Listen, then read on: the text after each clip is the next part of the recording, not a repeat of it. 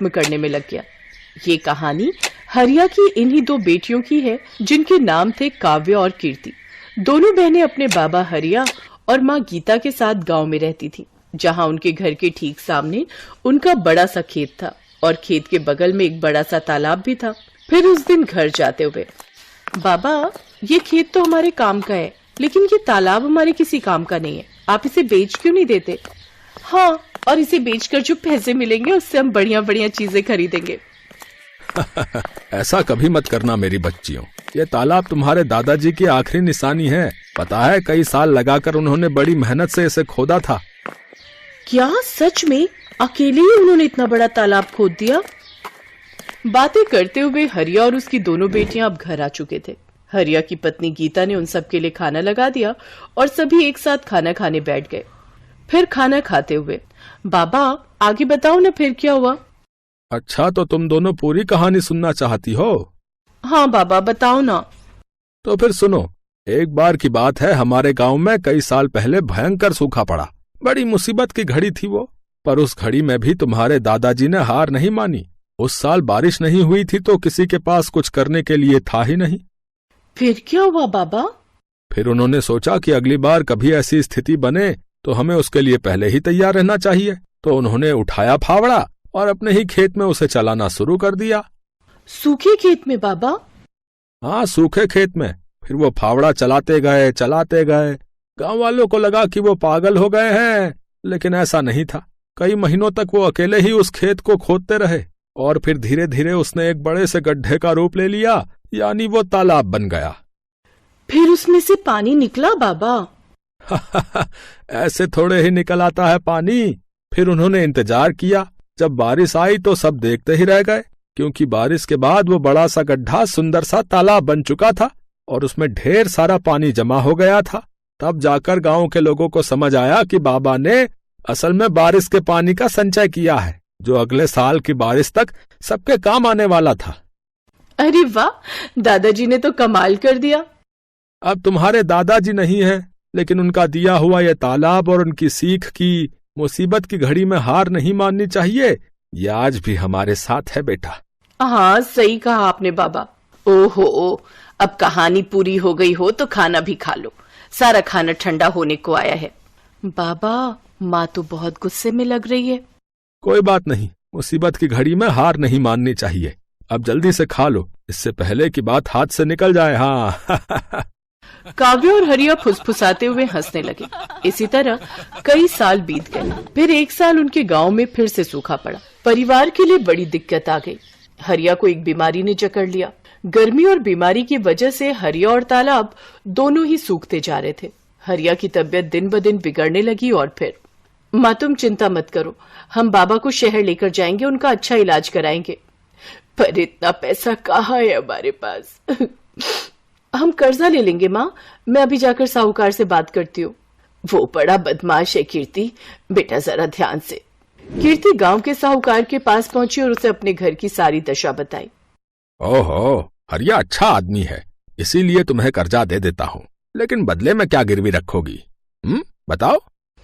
हमारे पास ले देकर एक तालाब ही है भान सिंह जी। अरे उस नाले जैसे गंदे तालाब का मैं क्या करूंगा भाई? उसके बदले तो कोई ढेला भी ना दे। एक काम करो, तो मुझे अपने खेत के कागज दे दो और 2 लाख रुपए ले लो, ठीक है? कीर्ति अपना खेत गिरवी नहीं रखना चाहती थी, क्योंकि ले देकर उनकी कमाई का एक वही जरिया था। लेकिन उसे न चाहते हुए भी भान सिंह को अपने खेत के कागज देने पड़े और उसने साहूकार से 2 लाख रुपए ले लिए। माँ तुम चिंता मत करो, देखना बाबा का इलाज अच्छे से हो जाएगा, वो पहले की तरह एकदम ठीक हो जाएंगे। हाँ भगवान करे ऐसा ही हो। थोड़ी देर बाद पूरा परिवार बस में बैठकर शहर के लिए निकल पड़ा। वो लोग शहर के एक बड़े अस्पताल में पहुंचे, जहां उन्हें पता चला कि हरिया की किडनी खराब है और इलाज में 4 लाख रुपए लगेंगे। अब गीता और दोनों बहनें चिंता में आ गई। उन्हें फिक्र सता रही थी कि बाकी पैसों का इंतजाम कैसे होगा। तभी, कीर्ति तू एक काम कर, तू काव्या को लेकर गांव जा। वहां छोटे वाले कमरे में एक पुराना संदूक है, उसमें मेरे चांदी के कुछ गहने हैं, जल्दी से वो सब लेकर आ जा। पर माँ उनसे क्या होगा, हमें पूरे 2 लाख रुपए और चाहिए। अरे कुछ तो होगा, बाकी का भी देख लेंगे। गीता की बात मानकर दोनों बहनें वापस गांव चली आईं और घर पहुंचते ही उन्होंने उस संदूक को खोला। ये पहली बार था जब उन्होंने उस संदूक को खोला था। उस संदूक को खोलते ही सबसे पहले ढेर सारी धूल निकली। फिर एक लाल रंग के कपड़े की पोटली थी जिसमें गीता के कुछ गहने रखे थे। हे भगवान, मेरी माँ की शादी की निशानी भी अब हमें बेचनी पड़ रही है। हमारी मदद करो भगवान। कीर्ति की आंखों में आंसू थे। तभी काव्या की नजर संदूक की तली पर पड़ी जो कुछ उठी हुई सी थी। उसने वहां से लकड़ी का वो हिस्सा हटाया तो वहां उसे एक छोटी सी डिबिया नजर आई। दीदी, ये क्या है और इसे इतना छुपा कर क्यों रखा है? पता नहीं, रुक मैं इसे खोल कर देखती हूँ। जैसे कीर्ति ने वो डिबिया खोली उसमें एक बड़ी सी चाबी और एक चिट्ठी थी। कीर्ति ने वो चिट्ठी खोली जो असल में उसके दादा ने अपने बेटे हरिया के लिए लिखी थी। कीर्ति ने चिट्ठी को पढ़ना शुरू किया। मेरे बेटे हरिया, मैं जानता हूँ कि तू मुझसे बहुत प्यार करता है, पर अब मेरी उम्र हो चली है और ये बीमारी मुझे अपने साथ लेकर ही जाएगी। तूने अपनी जिंदगी भर की कमाई मेरे इलाज पर खर्च कर दी, लेकिन ये ठीक बात नहीं है। आगे तेरी संतानों को भी पैसों की जरूरत पड़ेगी। एक राज छिपा कर रखा मैंने तुझसे, ताकि तू या तेरी संतानें सही वक्त आने पर उसका इस्तेमाल कर सके। तालाब की खुदाई करते वक्त मुझे कुछ मिला था। ये चाबी तेरी सारी समस्याएं खत्म कर देगी। बस याद रखना कि ये चाबी असल में मेरे दिल की है। दीदी, क्या दादाजी ने पैसे या गहने छुपा कर रखे होंगे कहीं? हाँ काव्या, लगता तो ऐसा ही है। तू सोचना, जरूर दादाजी के पास कुछ ऐसा था जिसकी मदद से वो खुद का इलाज करा सकते थे, लेकिन उन्होंने वो हमारे बाबा और हमारे लिए छोड़ दिया और अपने प्राणों का बलिदान कर दिया। पर सवाल ये है कि क्या बाबा को इस बारे में कुछ पता नहीं चला? कैसे पता चलता? कितना छुपा कर तो रखी थी ये डिबिया दादाजी ने। वो तो पता नहीं कैसे मेरी नजर पड़ गई इस पर। लेकिन दीदी, ये चिट्ठी के आखिर में किस तरह की पहेली है? अब हम दादाजी का दिल निकाल कर कहाँ से लाएं?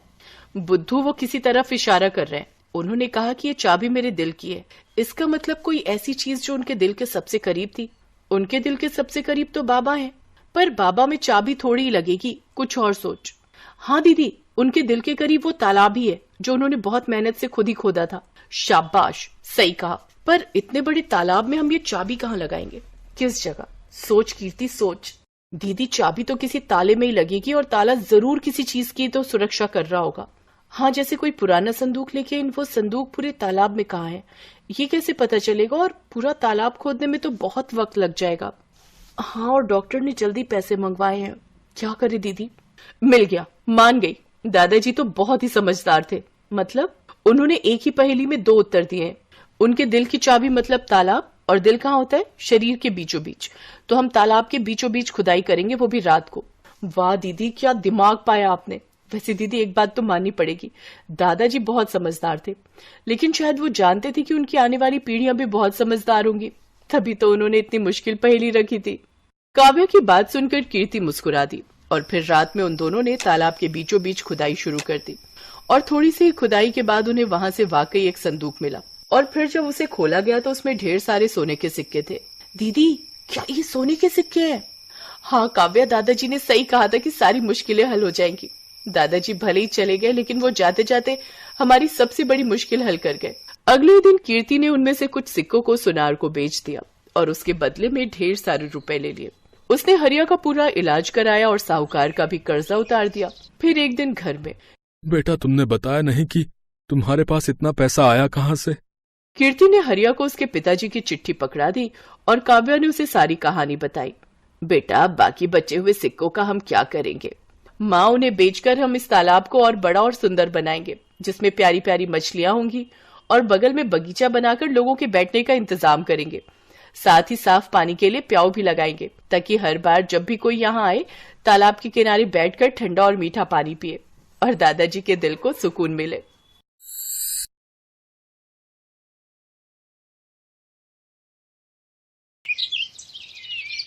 बंटी और बबली दोनों सगी बहनें, दोनों ही एक नंबर की चालाक थी। वो बूढ़ी औरतों का भेष बनाकर अलग अलग गांव में जाती थी और जहां भी सीधी साधी अमीर सेठानी औरतें दिखाई दें, उनको ठग लेती थी। अरे मोरी मैया, ये तो सच में जादू हो गया। मुझे भी कोई ऐसी दवाई दे दो। मैं तो बिल्कुल ऐसी 20 साल की जवान लड़की बनना चाहती हूँ। मेरे पति तो मुझे पसंद ही नहीं करते, हमेशा मुझे बुढ़िया बुढ़िया कहकर चिढ़ाते रहते हैं।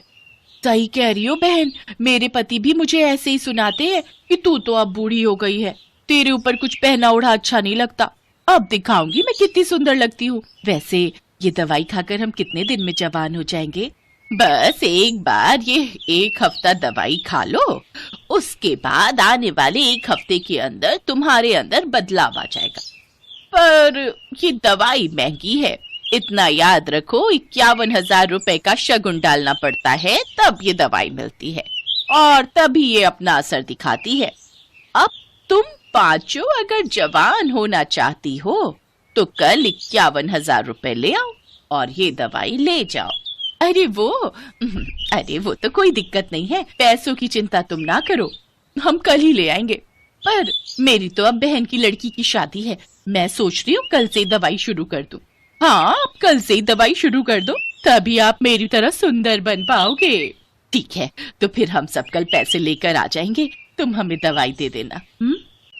मोहनपुर गांव की सारी अमीर बड़े घर की औरतें बंटी और बबली के झांसे में आ जाती हैं और उनसे दवाई खरीद लेती हैं। बंटी और बबली तो अपना काम करके उन औरतों को ठग कर कब का वहां से रफू चक्कर हो चुकी थी, पर मोहनपुर गांव की औरतें अपना सिर पीटती रह गई। उनके घर में सभी उन्हें डांटने लगे। अरे तुम पागल हो क्या? तुम्हारी उम्र हो गई, बाल पक गए, पर अक्ल अभी भी बच्चों वाली है। ऐसे भला दवाई लेकर कोई इतना जवान हो जाए कि 20 साल की लड़की बन जाए? तुम्हें क्या हो गया था? बताओ, फालतू के पैसे खराब हो गए और वो औरतें तुम्हें ठग कर चली गई। अरे मुझे अकेली को क्यों डांट रहे हो? सब किया धरा उस सुशीला का है, वही मुझे उन औरतों के पास ले गई थी। पर मुझे अभी तक समझ में नहीं आ रहा है कि उनमें से एक बूढ़ी दादी और वो उसकी पोती, क्या जो हमें पागल बना रही थी वो दादी पोती है क्या? तुम यहाँ अपना गणित लगाती रहो और वो दोनों राम जाने किसी और को लूट रही होंगी। बिल्कुल सही।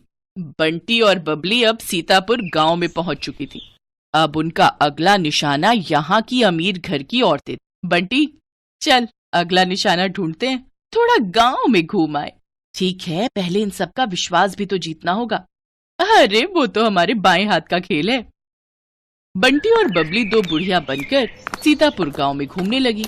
वो एक चौपाल के पास से गुजरी। वहाँ कुछ बड़े घर की औरतें बैठी हुई आपस में गप्पे मार रही थी। बंटी और बबली जानती थी कि ये सही मौका है। अरे लाजवंती, कितने दिन में मैं जवान हो जाऊंगी? दवाई की 5 खुराक तो मैंने खा ली है।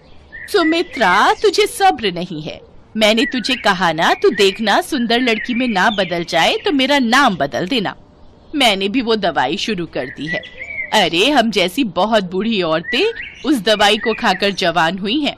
ये दोनों बुढ़िया औरतें गांव में नई दिखाई दे रही हैं, पर ये किस दवाई की बात कर रही हैं? जरा पूछ तो। अरे बहन जी, जरा रुकना, आपको इस गांव में पहली बार देखा है, आप ये किस दवाई की बात कर रहे हो? जी नमस्ते, हम दोनों तो बूढ़े से जवान होने की दवाई की बात कर रहे हैं। हम वो दवाई खा रहे हैं। अब बूढ़े शरीर से काम नहीं होता, उम्र हो चली है, शरीर कमजोर हो गया है। हमें किसी ने दवाई दी थी कि इसको खाने से हम बहुत जल्दी जवान लड़की बन जाएंगे, तो हम इसी बारे में बात कर रहे हैं। हाय हाय हाय, सचमुच बुढ़ापा झेला ही नहीं जाता। कभी कोई बीमारी शरीर को घेर लेती है तो कभी कोई। हमसे अब बुढ़ापा सहन नहीं होता, इसलिए हम जवान होने की दवाई खा रहे हैं। अच्छा, तो उससे कोई भी जवान हो सकता है? अगर हम लोग वो दवाई खाएं, क्या तुम हमें भी वो दवाई दे सकती हो? हाँ, क्यों नहीं, वो दवाई तो हम जरूर दे सकते हैं। उसके लिए 51,000 रुपए देने होंगे, वो शगुन होता है। हाँ, ठीक है, पर पहले आप हमें इस बात का सबूत दो कि वो दवाई सचमुच हमें जवान बना देगी। मेरी दवाई को 5 दिन हो चुके हैं, बस कल एक दवाई और लेनी है, फिर परसों मैं तुम्हें एक जवान लड़की के रूप में दिखाई दूंगी। ठीक है, तो फिर हम परसों ही दवाई खरीदेंगे। पहले तुम्हें देख तो ले, आजकल चोर उचक्के बेईमान ठग बहुत लूटने लगे हैं। अरे तो ठीक है, आप जब परसों सुमित्रा को लड़की के रूप में देखोगे तभी आपको विश्वास होगा।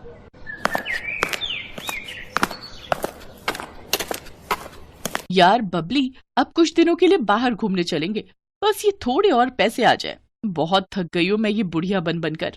ठीक है, बस ये काम हो जाए, फिर इस बार हम लंबी छुट्टियों पर चलेंगे। बंटी और बबली इस बार बहुत खुश थी, क्योंकि उनके पास इस बार बेईमानी के बहुत सारे पैसे जुड़ चुके थे। अगले दिन गांव की सारी अमीर घर की औरतें बंटी और बबली के पास दवाई लेने पहुंच जाती हैं। ये मेरी ननद है, कल ही दूसरे गांव से आई है। मैंने इसे भी आपके बारे में बताया तो ये बोल रही है कि इसे भी वो दवाई चाहिए जिससे आप बूढ़े से जवान हो जाओ। वैसे आपकी दूसरी साथी कहाँ है? क्या वो जवान हो गई? हाँ बहन जी, वो तो कल रात को ही जवान हो गई थी। अरे सुमित्रा, जरा सामने आ जल्दी से, इन्हें अपना जादू दिखा। सब औरतें चौंक जाती हैं क्योंकि बबली अब एक लड़की के रूप में थी। तभी सेठानी की ननद बोली, क्या बात है, वैसे कितने दिन लगे आपको बुढ़िया से जवान होने में? मुझे तो 1 हफ्ता लगा था। वैसे अब दवाई में नया तरीका अपनाया गया है, आप सबको सिर्फ 2 दिन ही लगेंगे। अब आप जल्दी से ये पैसे जमा कर दो तो हम आपको दवाई दे दें। 2 दिन का इंतजार क्या करना है, मैं आपको अभी लड़की बनकर दिखा देती हूँ। सेठानी की ननद कोई बूढ़ी औरत नहीं थी, बल्कि सेठानी की भतीजी ये सब नाटक कर रही थी, जो पिछली रात ही अपनी बुआ के घर रहने आई थी। जब सेठानी की भतीजी रीमा को ये बात पता चली तो उसे दाल में कुछ काला लगा, क्योंकि उसकी अपनी सहेली की माँ के साथ ऐसा हो चुका था और वो बदमाश औरतें कहीं नहीं मिल रही थी। बुआ जी, ये कोई बूढ़ी औरतें नहीं, ये 2 चालाक लड़कियां हैं। ये ठग हैं, गांव-गांव जाकर सबको बेवकूफ बनाती हैं और पैसे ठगती हैं। असल में इनका नाम बंटी और बबली है। पहले ये 2 बुढ़िया के रूप में गांव में जाती थी, फिर इनमें से एक अपने रूप में वापस आ जाती है। बस यही सारी औरतें धोखा खा जाती हैं। ये अपना मेकअप उतार देती है। अच्छा, ऐसी बात है, हम तो इनके जाल में फंसे ही जा रहे थे। अब तुम दोनों को यहाँ से कोई नहीं भागने देगा। रीमा बिटिया, जल्दी से चौधरी साहब को और बाकी गांव वालों को भी बुला लो, इन दोनों को पकड़ना बहुत जरूरी है। बबली, हमारी चालाकी हम पर भारी पड़ गई, अब तो हमें ये पुलिस के हवाले करके रहेंगे। तुम ठीक कह रही हो बहन, कोई बात नहीं, थोड़े दिन जेल की रोटी खा लेंगे। रीमा की समझदारी से बंटी और बबली, जो कि बहुत समय से लोगों को ठगने का काम कर रही थी, उन्हें पुलिस पकड़ लेती है और उन्हें जेल हो जाती है। दोनों को अपने किए की सजा मिल जाती है। बंटी और बबली दोनों को